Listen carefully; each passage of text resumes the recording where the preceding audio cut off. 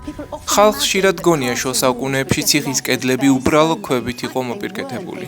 თუმცა სინამდვილეში ასე არ იყო. კედლები იფარებოდა, ფერადდებოდა და დეკორაციებით იმკობოდა.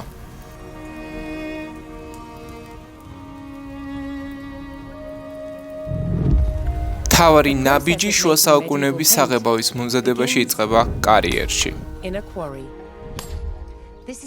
ეს არის ქვიშაქვა, რომელსაც ძალიან მაღალი რკინის შემცველობა აქვს. ასეთ ქვებში გვხვდება ღარიბი ოქრა, რკინის ოქსიდი, რომელიც ჯანგის მსგავსია და შუა საუკუნეების საღებავების ძირითადი ინგრედიენტია. პირველი ნაბიჯი არის ოქრას დაბქვა წვრილი ფხვნილის სახით.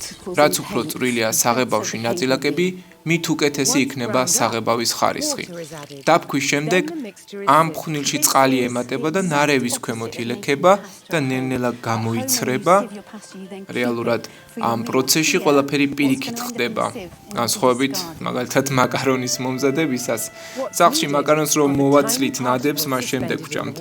აქ კი რაც ძირზე დარჩება, ის არის გადასაგდები, ხოლო საჭირო წყალში გაჩერებული მიგნო ნაწინაკები ხდება.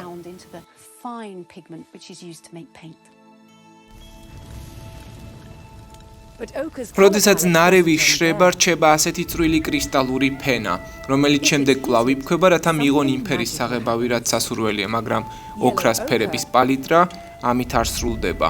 თუ ოქრას გავაცხელებთ, ნამდვილი სასწაული ხდება, ყვითელი ოქრა წითლად გადაიქცევა, ხოლო უფრო ხანგრძლივად გაცხელებადი 72 საათის განმავლობაში თუ 1000 გრადუს ტემპერატურაზე გავაცხელებთ, წარმოქმნის ფერების სრულ სპექტრს, მათ შორის წარმოუდგენელ იისფერს. იმისათვის, რომ პიგმენტი საღებავად ვაქციოთ, მას ემატება კვერცხი და ხის ფისი. თავარ მოტივად შუა საუკუნეებში ხშირად გვხვდებოდა ქვებისა და ვარდების გამოსახულებები. ასეთ დეკორაციებში კედლებს ხატავდნენ ისე, რომ გამოიყურებოდნენ როგორც დამუშავებული ქვის ბლოკები, რომელთა მორთვაც 5-ფურცლიანი ყვავილებით იყო შესაძლებელი. ასე რომ შუა საუკუნეების ციხეები რეალურად ძალიან შორს იყვნენ იმდენი წარმოდგენებისაგან, რომელიც დღეს გვაქვს მათზე ისინი სავსე იყო ფერებით, სინათლითა და მოხატულობით.